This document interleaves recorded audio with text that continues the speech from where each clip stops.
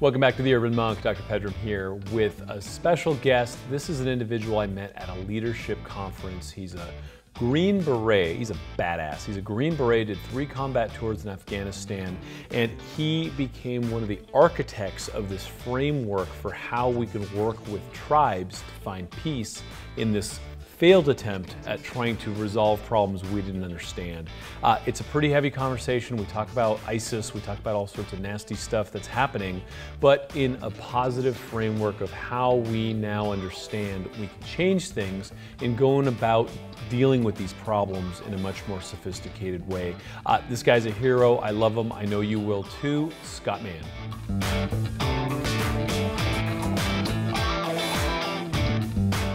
All right, man, so you were a Green Beret for 3 tours in Afghanistan, and you had some of the hardest work, unimaginably hardest work, any of us civilians could imagine. Like, I mean, the stuff you had to do should not be asked of a human, right? Especially like a dad. But you had to do it. You did it for your country. And you dug up some real gold in that. And to me, it's fascinating. Because what we're talking about today is trust. What we're talking about today is tribalism and what tribalism really is. So I'd love for you to just, just a quick thing. You were a big implementer in the U.S. Army Special Operations for village stability in operations in Afghanistan, and you have a new book called Game Changers, and it's a plan to change how we fight violent extremists. So you're talking about a huge problem that the world is trying to deal with right now. And you were actually part of an elite group of guys, I'm sure a couple girls in there somewhere, but an elite group who were finding solutions. So would love to just get a little backstory on that. Let's just jump in and see where we can take this story. Yeah, thanks. Well, first of all, for having me on, man. I really, it's really cool to be here. I'm a fan of what you're doing and the whole bottom-up approach that you do, But I'm honored, man. Yeah. I guess the first thing is, Pedram, it's like for me, you talk about it was hard work. I mean, it was in so many different ways, but I loved every second of it. It was one of those things that I said at my retirement, I was blessed because I was able to live a dream that I had since I was 14 years old, which was to be a Green Beret. And that never changed for me. I always knew that's what I wanted to do. And a lot of it was because of the kind of work that Special Forces do. And I think a lot of folks don't know that. They kind of lump us all together, Navy SEALs, Green Berets, Rangers. And the reality is we're all very different. We all serve very vital missions. But the Green Berets mission is kind of like a modern-day Lawrence of Arabia, So our job is to go in and really work behind lines, by, with, and through indigenous populations to help them do things they would never do on their own.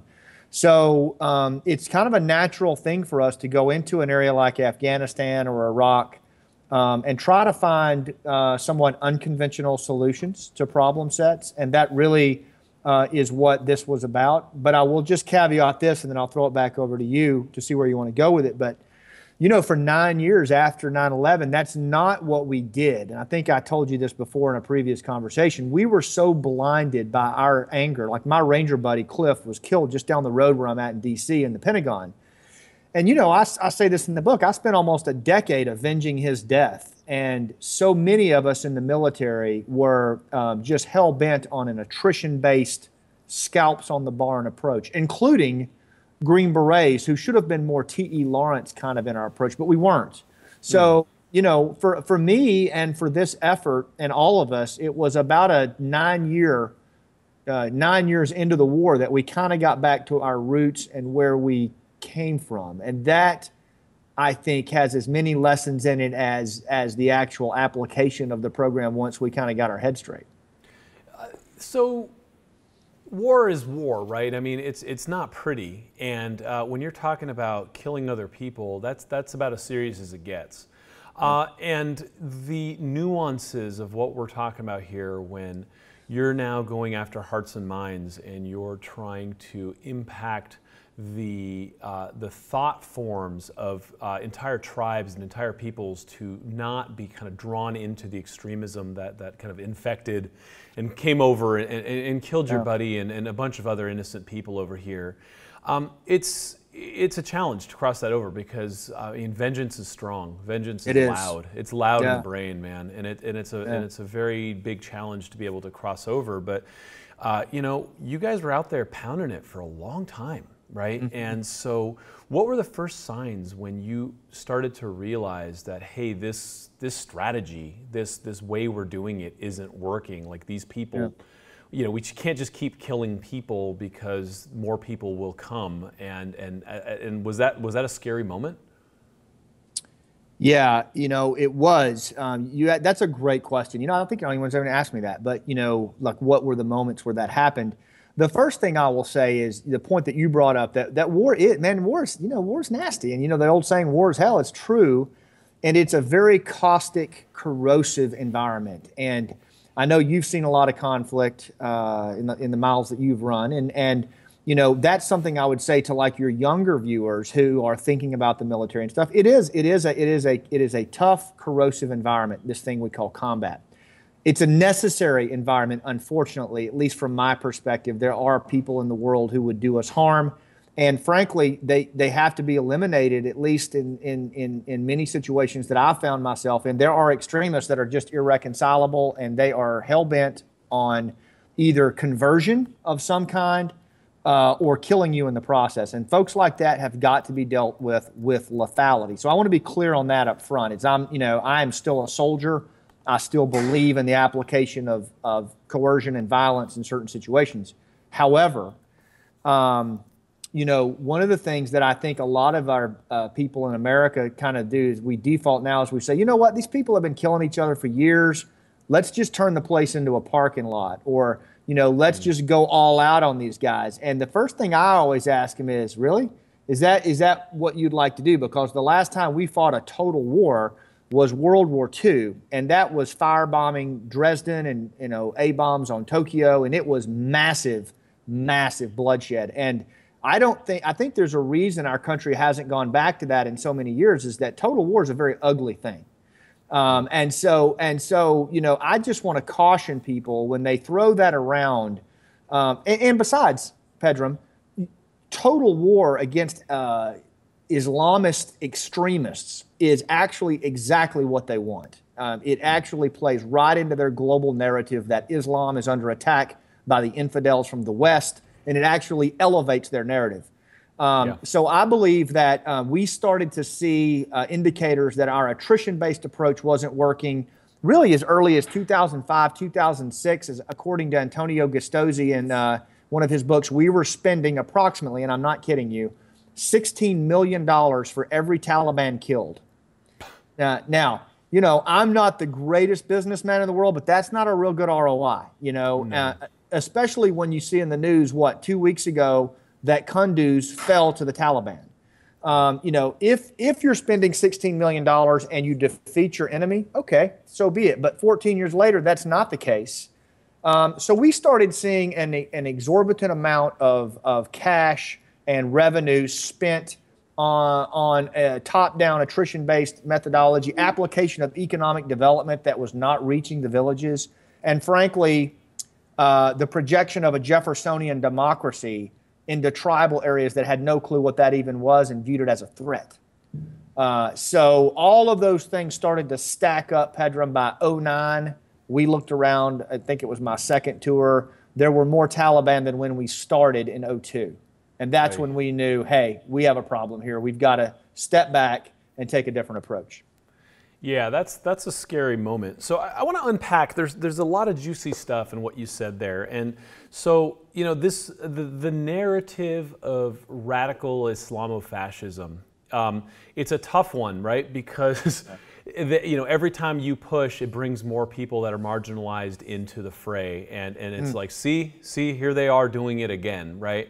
And so that psychology, that subtle psychology of having to find a conversation with the non-marginalized people to keep them from falling out and adding to that number of extremists that are trying to get you.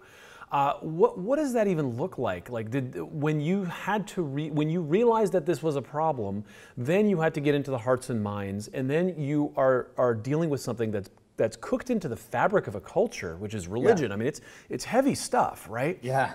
And you know, I got to say, you know, we have separation of church and state here in the States, but you know, the narrative of Islam in a lot of these countries is, you know, I represent God, and what I say goes, and therefore what I say is holy, and that's kind of hard. You know, the other math that's really hard to argue against, right? Yeah. So what does that even look like on the village level in the streets? Yeah, that's a great question. I think, you know, and you're right, because we play into their narrative just by definition of how we apply our foreign policy, which is problematic. And really the name of my book, Game Changers, you know, was I put a lot of thought into that title because I think that we have to change the entire game from policy all the way down to tactical application. So before I even hit the village question, let me just offer this up. Is that I think, you know, what it looks like, the first thing is we have to do a better job as a nation, not just at the military level, but as a nation of getting our head around what our enemy's narrative, what their master narrative, and what their strategy is. I mean, for example, you know, many people don't realize that the narrative and the grand vision of most Islamist violent extremists is not only the establishment of the caliphate, but the ushering in of the apocalypse, you know, of the return of the prophet in a set-piece battle in Syria, where in the very 11th hour, you know, the prophet returns and smokes down the infidels, and the just are rewarded with everlasting life. I mean, and ISIS, for example, they actually believe it's their job to usher that in on their watch. Like Abdul al-Baghdadi believes this is going to happen in his lifetime. Now that is serious. I mean, that's no joke. Whether or not, you know, we could debate all day long about their propensity to achieve it, but the fact that that narrative even exists in their mind in terms of an actionable plan, I don't think our politicians, Pedram, are tracking that at all. Yeah. You know, and I don't think the American people are as aware of that as they could be. Okay, that's number one. The second thing is I think that we've got to look differently at how we work in these areas. My vision, or at least what I've tried to advocate in my book, is let's look at stability from a relative perspective. Let's don't try to project Jeffersonian democracy or, you know, individual equality or women's rights on these areas that are affected by tribal or violent extremism, because they're never gonna respond to that. What they will respond to in many cases is the restoration of a damaged clan society or tribal society that has generally always handled its own affairs. In most of these places where the bad guys set up shop, whether that's Yemen, Iraq, Afghanistan, most of the time they go into areas where the tribal system is damaged and those folks are no longer able to handle their own affairs, and they go in and pull the threads of grievances, of social grievances. So what I'm advocating is, look, let's understand what these tribal societies look like. Let's help those tribal leaders get back on their own feet and let them push back from a position of autonomy, not ideology. So we are pushing a narrative, whether we like it or not. It might not be the God narrative. I mean, the Crusades are over in a certain way, and I think you know there are voices in America that would like the Crusades to come back, because at least Islam has some sort of divine narrative, and they feel like we've lost it. But our narrative is now democracy, which is this thing that was birthed out of Greece, and is this thing that we've been cultivating, and we, you know, for better or for worse, we've done pretty well with it. Like we have a society that functions, and I trust the guy, you know, walking down the street to not want to randomly kill me because I believe in the rule of law and all these types of things. Right. But exporting this narrative of democracy on a tribal society that functions in a fundamentally different way is a conversation that I think was kind of a rude awakening for you guys, right? And I'd love to just kind of drill down and unpack that a little bit more, because we went in with certain assumptions, and that's just not how they roll, right? Like Yeah, that's a great point, man. And so there's so many different things to what you just said. So first of all, let's be clear. If you go back and watch some of the footage after 9/11, and it's always easy, you know, to armchair quarterback this stuff, and that's not what I'm doing. What I'm trying to do is to make some points here that we can learn from. For example, the Bush administration was very clear that we were going to project democracy into Afghanistan, you know, that we were going to bring democracy to Afghanistan. You can still find pictures of people holding their fingers up where they voted, you know, with the ink. The problem with that was because we were in such a rush to get in there and do that, we didn't understand or appreciate the local realities of a society, that is a fractured nation state. I mean, in the best of times, Afghanistan between the 1920s and 1970s was a monarchy. And in its golden era, as it's referred to, the Musahiban dynasty, they were only able to control about 20% of the population and 20% of the landmass. The rest of the country, 80%, was rural and bottom up and tribal. That's still true today. So to think that you're going to go into a country that never, ever projected stability from the state, and now you're going to put in place a democracy, it was just so foreign. And here's the other problem, Pedram. The people that we installed as ministers and proponents of this government, guess who they were? They were the same warlords that had been preying on the Afghan populace for a decade after the Soviet departure. We didn't go back and look at the ministers like Dostum and Atta.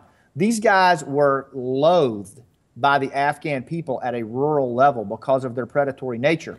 We made them ministers. How did we not vet that? Like, what went wrong there? Who dropped the ball on that? Or were they just like the strongest men standing in a place that didn't have ministers? Yeah, well, look, our foreign policy, if you look at how we do diplomacy, we always invest in the state of the country that we go into. In other words, by the state, I mean the formal government apparatus, right? We don't recognize, in terms of foreign policy or State Department diplomacy programs, we don't recognize tribal society as a legitimate entity. We don't deal with it. We only deal with the nation state. So, we needed a nation state to replace the Taliban. These were the guys that held the power. They were the smoothest talkers. They had the resources. And we were, frankly, so pissed off after 9/11 that we just rolled right into it. And we put these guys in power. And what we ended up doing, Pedram, was without really meaning to, we marginalized ourselves from the Afghan people by overinvesting in a government that was severely distrusted. Yeah. And corrupt and frankly predatory. And so, what we thought was democracy in reality was a huge top-down threat to the people. So we did manage to push the Taliban out, special forces very early on. You remember them on horseback. They worked with the Northern Alliance and they pushed the Taliban out of the country. Well, the Taliban just kind of eased back in from Pakistan, and they saw that the United States was primarily working with the Afghan government, and we were only going down to about the district level, and then we weren't in the villages. We were in these big built-up fire bases, driving around in vehicles that looked like something out of James Bond's Moonraker, dressed like RoboCop. And it was very apparent to the Taliban, hey, all we have to do is go back into the villages, work bottom up, and we'll just wait them out. And that's what they did. It's very successfully, it seems. Very successfully. In fact, the saying that I always use when I'm talking to politicians about the merits of this program is that, at the same time that we started in Kabul back in 2002, the Taliban started in the villages. Today, we're on the gates of a few villages. They're on the gates of Kabul. Oops. So let's backtrack a little bit and talk about why the fabric of these tribes started to come undone, why they're feeling disenfranchised. Are we talking poverty? Are we talking about lack of access? Like, what is the root of this evil, and how can we go in and start healing on a tribal level and kind of building back the fabric of a culture? Because this isn't just an Afghan thing, right? We have this in Africa. We have this all over the place. So this is a very important conversation about how we can coexist on this planet together. No, it is. In fact, it's a global problem. And what I'm about to describe to you, this threat model, Pedram, I would suggest, and I actually do a lot of work with law enforcement and community activists here in the United States, and I would submit to you that this is a model that is actually has applicability across the country and across the world. Here's the bottom line. Generally speaking, in areas where Islamist, violent extremists, transnational gangs, and other agitators, what they look for, they look for a government that is generally fragile and damaged, so its reach is limited. They look for an area that has a gap, like you said, a marginalized population that's beyond the reach of the state. I call it beyond the pavement, where the pavement ends. There's a whole new world out there. And then they also look for where those marginalized populations exist. They look for clan or honor-based societies that are severely damaged. In most of the places around the world, there's a great book called Rule of the Clan by Dr. Mark Weiner. And Mark is a mentor to me, but his work on human dynamics has really informed this book and my approach. And basically, Mark cites the British scholar Henry Mann, 19th century British scholar, who said there's two types of societies. There's societies of status and contract. Societies of status are where we all come from: nomadic, hunter-gatherer societies, tribal, clan societies, and they're all over the world. And they're all based on the resource scarcity. They're based on the clan, tribe, or group dynamic. They're driven by honor and shame and revenge and feud and hospitality. These are the elements of status society. They're very prevalent in places like Afghanistan, Iraq, Yemen, even where I'm from in Appalachia, you see a lot of it. But that society is still very much out there. On the other side of it, some of these societies, starting about 10,000 years ago, became societies of contract. These are formerly status societies that became sedentary. They started farming. They started domesticating animals, building metal tools. And about, 5,000 years ago, the first nation state emerged. And then a couple hundred years ago, democracy. And they became focus on the individual, rule of law, achievement, guilt instead of shame, which is internal versus external. And where you and I live here in the United States is an excellent example of a contract society. Those two societies are very, very different in how they view the world, how they view, like, for example, in Afghanistan, your status as an individual is where your pecking order is in your tribe. Whereas here in the United States, your status as an individual is guaranteed by the Constitution. You have inherent rights and liberties as an individual. You're not obligated to any group. So those lenses are very, very different, and we kind of carry that in. And when it comes to places like Afghanistan and that kind of thing, we went into these places with a contract society mindset. It wasn't even a consideration when we deployed to these places that these honor-based clan societies were as important as they are. The Taliban, Al-Qaeda, ISIS, they understand this fundamentally, and they play to these honor dynamics all the time and to these revenge dynamics. We're in there launching drones and doing night raids and jerking people out of their homes, thinking we're pulling targets off the battlefield. In reality, we're creating blood feuds and revenge vendettas that we're not even tracking. So that was someone's uncle. Yeah, that was someone's uncle. Yeah, that's right. Yeah, and a lot of it has nothing to do with ideology. It has to do with what they call badal or tribal revenge. And so, I hate to say it, man, but we didn't even really get switched on to this, Pedram, until like 2009 and 2010. When we started living in these communities and getting back to our roots, growing our beards out, speaking the language, and becoming guests in these communities, we were like, wow, we are living in two different worlds here. And so we started to kind of turn it around, but it was late in the game. But yes, if you look at East LA, the same way that these are honor-based societies, a Crip, if a Crip goes out of his area into a Bloods area, he is probably going to be killed or run down because of an honor violation, because he's moving onto turf that he shouldn't be on. It's the same honor dynamics in gang society as you have in the U.S., and we had better start paying attention to it here, because this dynamic of honor, shame, clan society, not only is it coming here from around the world, but I believe because our trust is eroding, we're actually going back to it naturally as Americans. That's really fascinating. It speaks to the narrative of our species being in this kind of adolescence where we came from the honor-based societies, and then we had this kind of thing where we, screw you mom, screw you dad, I'm going to go off and do this thing.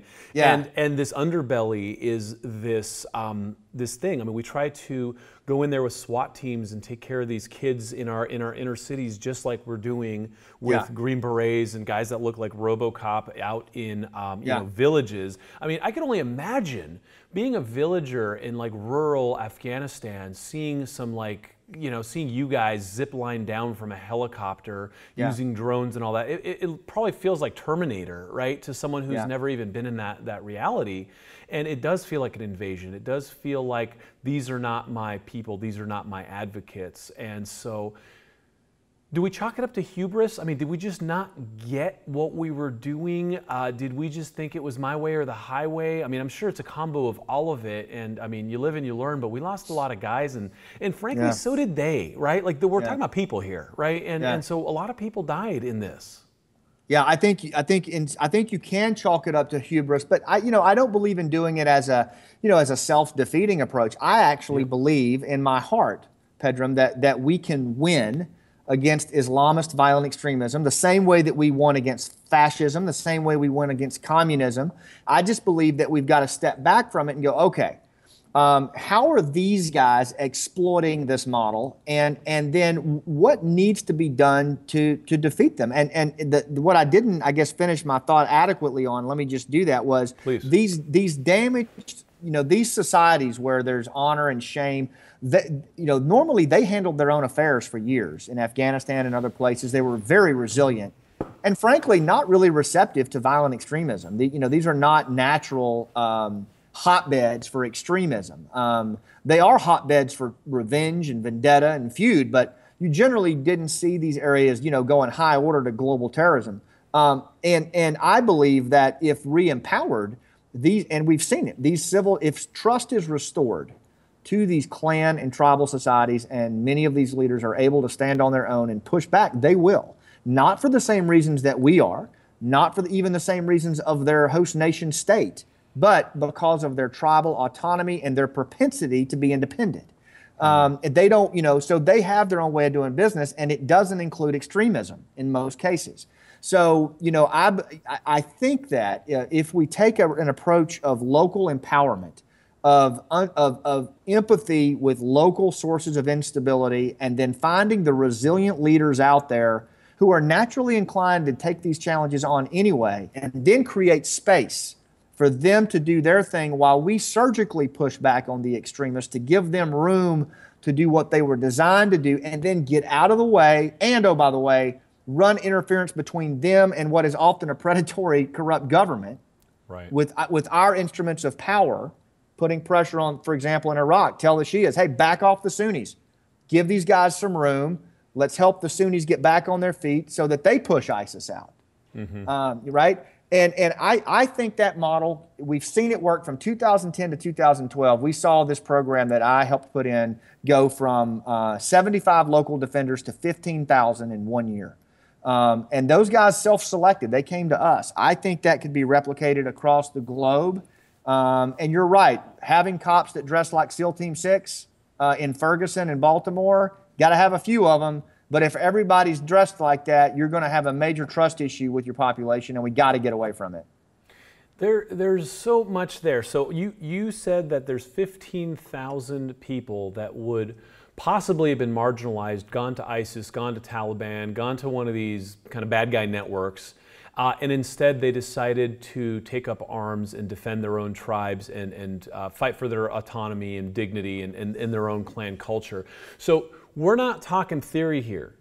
In your book, you lay this out. I mean, this is why I love you. This is why I invited you on the show. Like, you guys actually found a formula that was proven to work, that did work. And now, how can we export this? How can we take this and say, great, we got something that's working, that keeps the bad guys out and empowers the tribes that we're trying to sustain and support?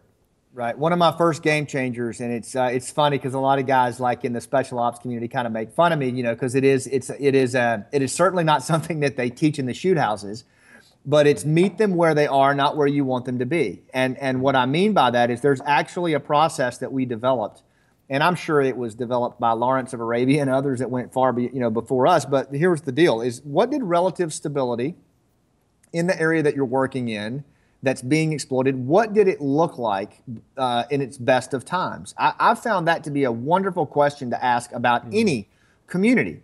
And because what it forces you to do, Pedram, is to step back and get a good understanding of the micro history of an area, and look holistically at stability. Look at, for example, in Afghanistan, you nailed it. You said that we persuaded these people to stand up on their own. Well, it turns out that in Afghan tribal society, especially in the Pashtun areas, governance is generally, because it's an honor-based, resource-scarce environment, governance is generally dispute resolution. That's the biggest form of governance, is the ability to resolve disputes and keep clan feuds on a kind of an even keel. The elders of the society would do that, and they would resolve disputes through this thing called the jirga. They would sit in a circle, they would hear out the different cases, and it was a restorative type of governance. It was not punitive. So they would focus on restoring the relationship, putting things back in balance. Well, if there was a dispute after the jirga had made its ruling and, Mullah so-and-so went to the hills to get his cousins and guns, then the jirga would employ what they called the arbakai or the chaga or the chawalesti, which was basically a judicial enforcement force of the sons of the elders who would go and burn the guy's house or ostracize him from the community if he didn't follow the decision of the jirga. Their secondary responsibility was to defend the community against all external threats. And they carried guns, the community took care of them, and they would defend the community. These same guys in the planting season would clean all the waterways, they would plant the fields, they would sow the fields, a whole full framework of economic development, security, governance. We didn't even look at that when we went waltzing into these villages and started trying to put in place an Afghan army, Afghan police, Jeffersonian democracy. Only in 2010 did we start to get a firm understanding of this community-based system that, frankly, is quite effective. And when they saw us trying to help them get it back, they were all over it. They didn't hesitate to jump at that. It's fascinating because you look at some of the studies about where our species came from, and really the indication of the Aryan tribes that kind of came to Europe and then became America really came from this region of the world that we're talking about right now. Yeah. I mean, these people have been here since the beginning of human history doing something right, or else they wouldn't be there, right? And so suddenly we come in with our new bright idea and decide that we're going to kind of overpower whatever history there's there. You stupid heathen, we got this, right?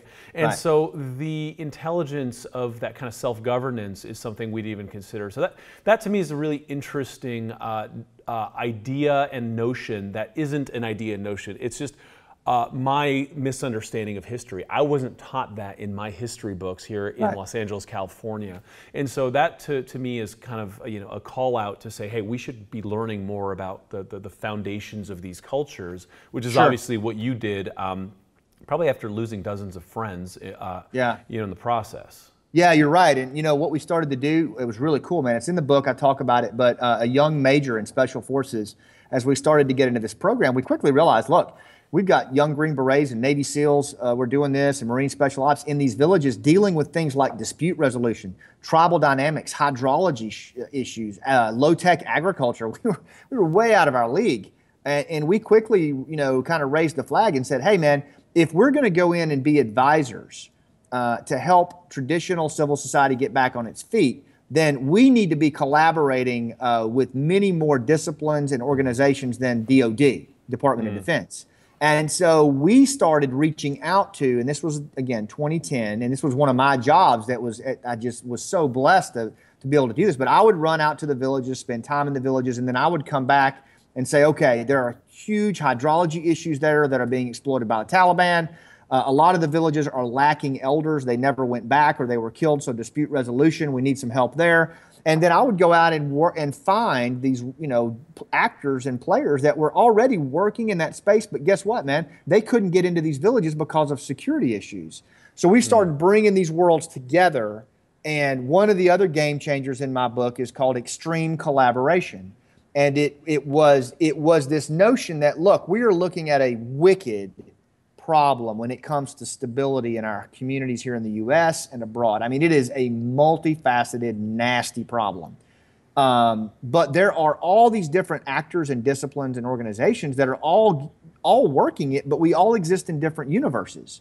Why not take this era of collaboration and all this hype and buzz and talk about making the world flat and actually do it and actually bring these folks together and crash on a problem in a grassroots, bottom-up kind of way all on its own.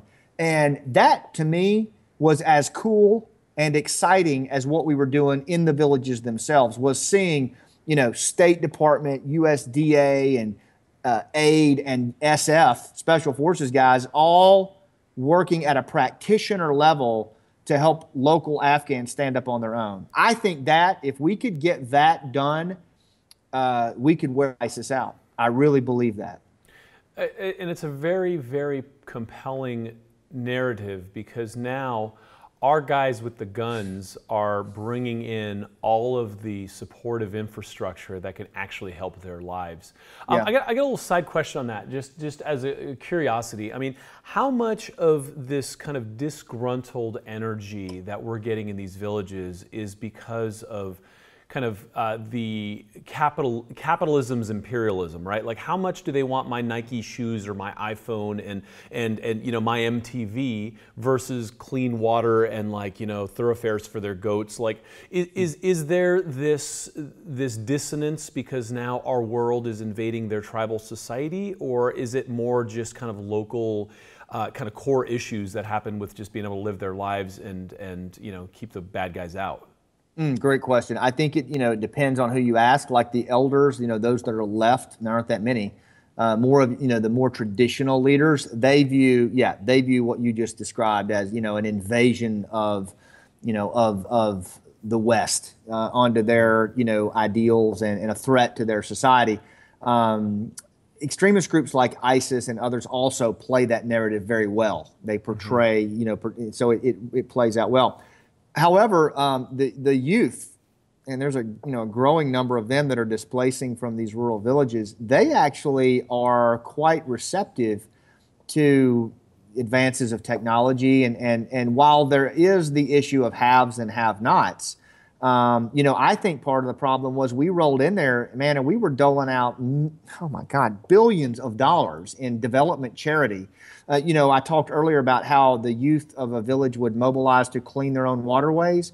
We were paying exorbitant sums of money called cash for work, where we would pay these guys to clean their own driveway, and it created this, if you can imagine, a sense of entitlement in a tribal society. And there's nothing sadder than that, because these areas thrive on autonomy. They thrive on austerity. And to go in and frankly, so I think they had access to a lot of that stuff. And I think as a result of it, because there was no sweat in the game, it created an entitlement society in the very area that is the last place on earth you would want to have that.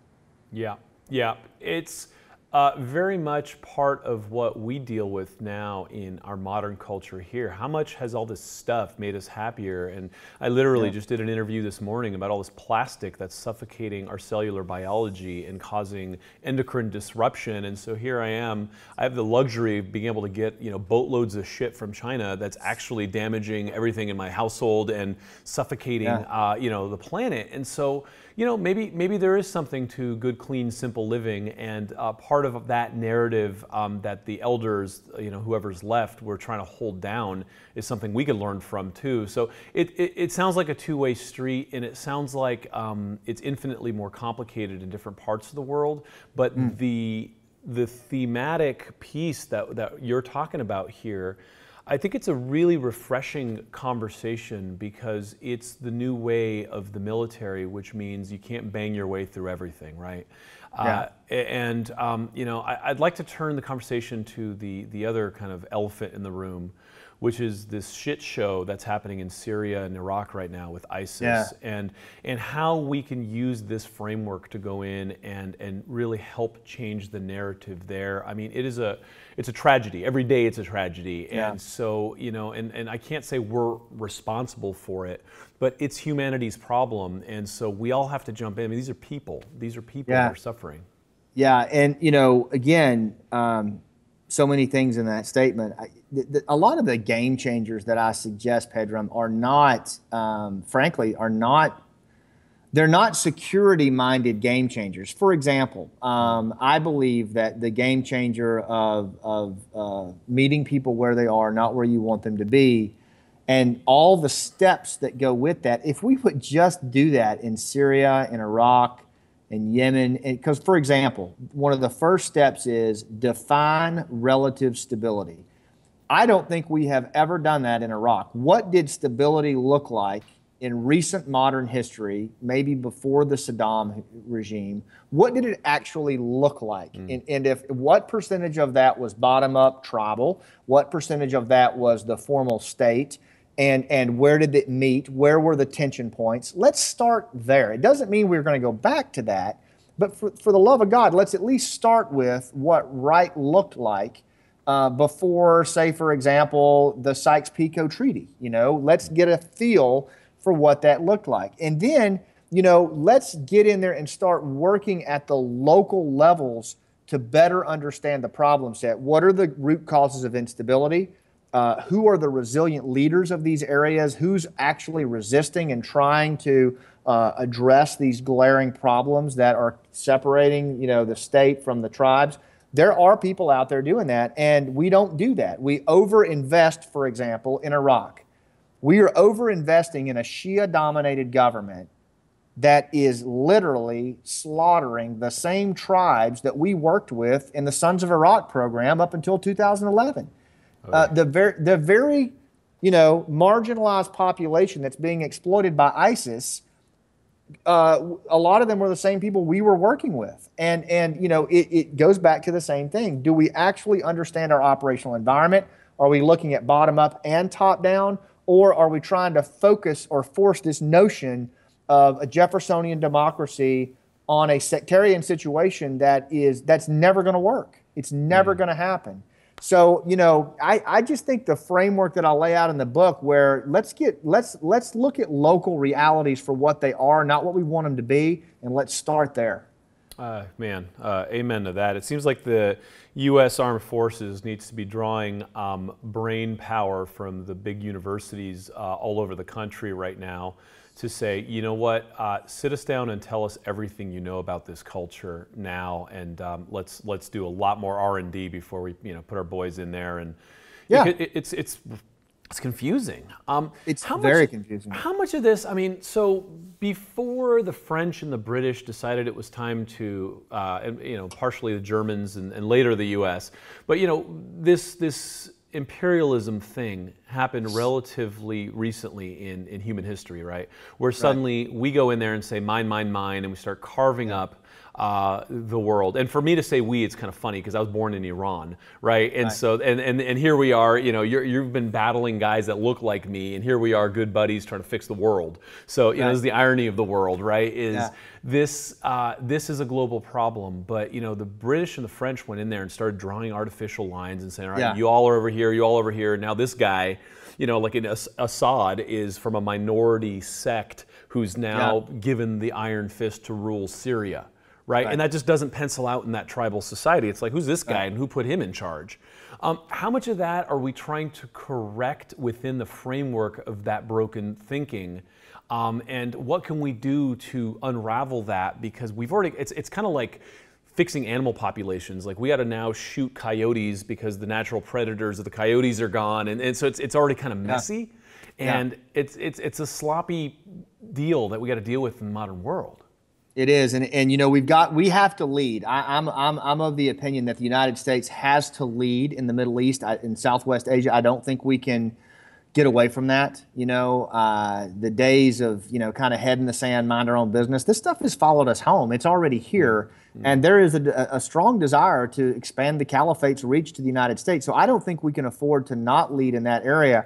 I do think that again, understanding that a lot of these tin-pot dictators that are in place throughout the Middle East, we put them there, or at least our allies did. And it's one of those things, before you go dabbling in foreign policy in one of these places, it's kind of like our moms and dads taught us when we'd go into an expensive jewelry store. You break it, you buy it. Yep. So if you go into one of these places and you unseat an Assad, you better be ready for what's coming, because, that was the only thing holding that society together. Now, we can argue all day long on the merits of the Assad regime and who's right, who's wrong. But the reality is, when you unseat one of those unsavory characters, I believe all the demons and monsters and even the good aspects of clan and honor society are going to resurface. Society will right itself given the chance. And so, a lot of the factors that came to the surface in Afghanistan and Iraq after we intervened, I think were just naturally occurring things. But we don't take the time to understand them before we go in dropping, 2,000-pound JDAMs. And you can't understand all of them, but hey, at a minimum, let's get out in the rural areas and try. Like in Iraq right now, Pedram, we're back in there, right? We're back in there.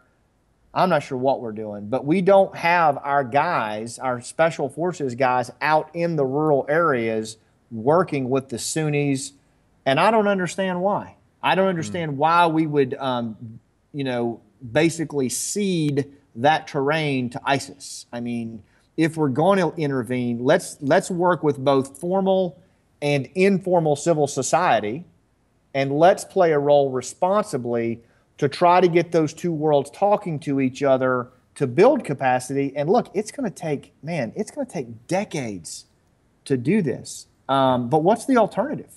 I just don't think that we can afford the cost of inaction. I just don't. But uninformed action is just as bad. Yep. And you know what?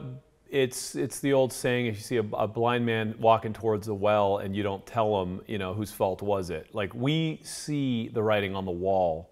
And so it is on us, it's our generation to fix this. And these are children, these are people, these are humans that are suffering, and it's a problem that it's a global problem, and so we can't turn away from it, obviously. So what's the plan? What's the game change plan that you and your guys found that brought so much enthusiasm to this party that we can look at, adopt, help, and kind of push forward as an agenda so we stop making dumb mistakes? Yeah, I think it's a better understanding of the environment that we're intervening in. So looking at the threat model of both the formal society at the top, understanding its sources of instability and shortfalls, in the larger context, also understanding the informal component of society, of status society, clan society, both the history and the modern realities of that as well. And then, Pedram, the gap that exists between the two, both in terms of capacity for stability and in terms of trust. In other words, okay, if I understand that, the government of Iraq is largely Shia right now, and that while it does have many of the modern amenities of national governance, its trust gap with the outlying marginalized, other sects and tribes is massive, then I need to know that going in, right? And I also need to know that the Sunnis are being exploited by ISIS, the Yazidis are being slaughtered by ISIS, and get a better picture of holistically top down and bottom up. That's number one. Everybody has to buy into that. Our political leadership has to buy into that. The State Department sure as hell has to buy into it, because right now they're over-investing in these corrupt, fragile governments that are distrusted by the people that are being exploited by the bad guys. So our government has got to buy into both a bottom-up and top-down approach. I'm not advocating a return to tribalism. I'm saying even if you're going to advance a democracy that values the individual, you've got to start down here, not up here. And walk the leadership, the pragmatic leaders, back to the government over time based on trust and relationships that we build at the bottom. Because that's how the world works, right? And at we least that do world. But I think even here at home, like for example, look at pictures of Ferguson in Baltimore. Most of, those pictures that you see are, policemen dressed like this. It's an extremely trust depleted environment. I think we've got to get into these communities and start restoring trust first, because there's been such an erosion of trust in our society. Just like in Afghanistan and Iraq, there is an erosion of trust between our government and our people. And what happens is when that trust goes away, it's what makes our country exceptional. It's supplanted by conflict. Yeah. Nature abhors a vacuum, and so conflict is always going to replace trust depletion. And I think we start to go back to where we came from. We start to form these clans and these groups. Turn on the news and you'll see it. People are forming their groups because they feel safer with their kin and their clan and their family than they do now as their primary identity as Americans. So again, getting clear on the environment that we're operating in, who are the agitators, what threads are they pulling, and then getting responsible advisors out to these local levels and work from the bottom up to restore trust and eventually connect back to that top-down apparatus and find ways that are locally appropriate to connect for relative stability. It's not going to be pretty. Two thoughts, and this might be a can of worms, is number one, for me personally, I feel like in the Fergusons of America, our forefathers, the Constitution, the idea of this country is so beautiful. And that's what brought us together, is this narrative of a Constitution and individual rights and all that. But a lot of people are arguing that the income gap between rich and poor and the access to the wealth that's generated is causing a lot of this. So that seems like something, again, it's an ailment that can be healed internally, and before all these other kind of tribal narratives take over and people marginalize and we lose the fabric of American society. Because I would love for us all to continue identifying as Americans. Yeah. It's a beautiful thing. My point on the second piece that I think is a bit complicated, but I would really love your opinion on this, and again, it might be a can of worms, is this geopolitical landscape where we're trying to go in there and clean up this mess. Now we have the Israelis, we have the Saudis, we have the Russians, we have the Iranians, we got all these other players now coming in, and they all got a dog in the race, and it's becoming this kind of global arms thing, and it's way messier. So how much more does that create challenges for this narrative that we're talking about in coming back, and how much more do we have to turn this conversation that you're talking about into an international conversation? Like, we need like a global meeting of the elders to actually discuss this in a way that is reasonable and responsible, instead of everyone arming their guys. It seems like it's getting out of control. Yeah. So what I just described as far as bottom up and top down, I think I think it's important that we help host nations, or we help these countries rebuild capacity to handle their own affairs. That's what I wanted to get to, was that these outside agitators, if civil society is able to handle its own affairs, the outside agitators just become thugs. They're not even relevant, right? Look at the FARC in Colombia as an example. Look at where they were in the 1990s. They were almost this shadowy, omnipotent force that no one could touch. And now the FARC, people have call-in FARC jokes on the radio. These guys they're not the same. And a lot of that is because of the resilience of informal civil society. So I believe that at the end of the day, that's what we're after here, is we're after building both state capacity, but also the capacity of civil society to get back on its feet and then find their way together in a way that's responsible and locally appropriate. Now, outside agitators, whether they are Russia or whether they are ISIS, they have to be dealt with in the more traditional forms of state-on-state warfare. I don't know how you'll feel about my statement, but I think Russia's got to be punched square in the mouth. They cannot be allowed to come in. They are there for one reason and one reason only, and that is to foment instability, to further their strategic advances against the United States of America. Yep. And I firmly believe that. They are not there to, promote the internal stability of Syria. And if they are, it is only as a platform. Now, you could make the argument that maybe we're doing the same, but at the end of the day, they are an enemy of the state, and they have to be dealt with accordingly in old school fashion. There's only room for one big daddy on the block in there, and it's us. Yep. That's my opinion. Yeah, and that's a tough one, right? Because they've actually got some sticks in the closet, right? Like they can actually come out. That would be a big fight, right? And but what's happened is we've gotten so beat up and dragged out and exhausted over Iraq and Afghanistan that they're now sensing weakness. And we're in a position where they're jumping in to exploit, and it's created a challenge. Like, our inability to understand the cultures that we were going in there to try to help. has led us down this road where our guys are exhausted, our parents are saying bring the boys home, and we're just war weary, and it's created an environment where now the Russias of the world can step up and start kind of waving their sticks. So it's complicated, but it's even more rationale and reason to get into a discourse and a conversation around this game changers structure, this dialogue. And so, man, look, it's a complicated world. We're not going to come up with all the answers right here, but you found a lot of them in the villages of Afghanistan.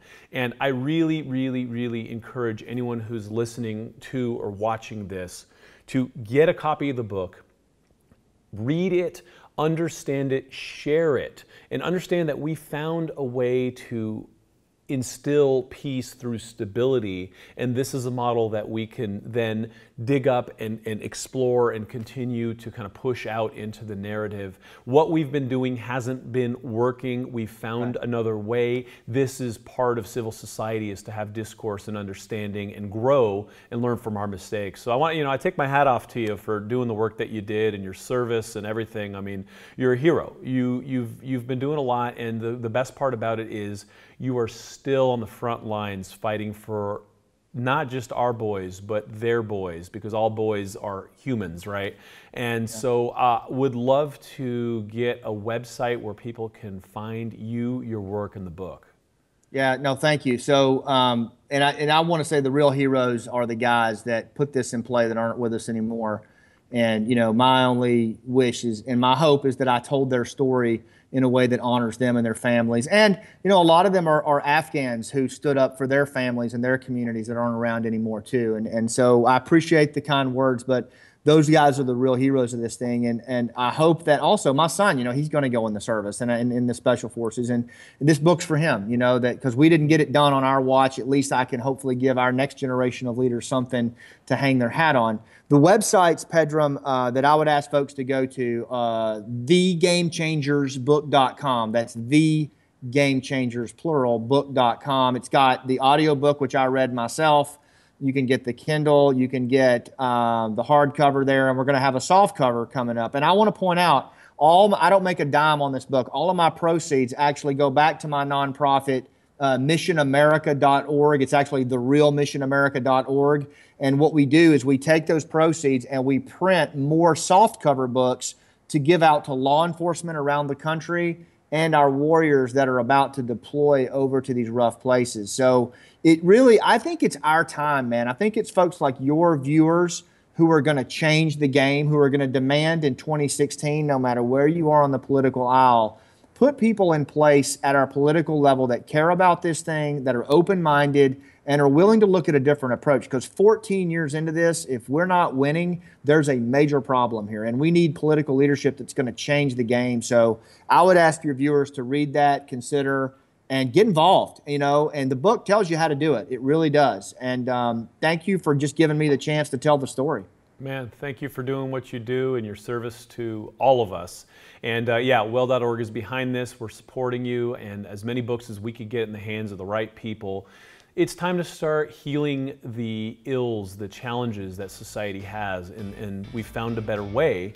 It's time to talk about it. It's time to do it. Yeah. And it's guys like you that are leading the charge. So, man, salute you. Keep it up. I look forward to seeing you in person soon. Yeah, right on. Travel safe. Best to your team and best to all your viewers. Thanks for what you're doing, pal. You're a great leader. Thank you, man.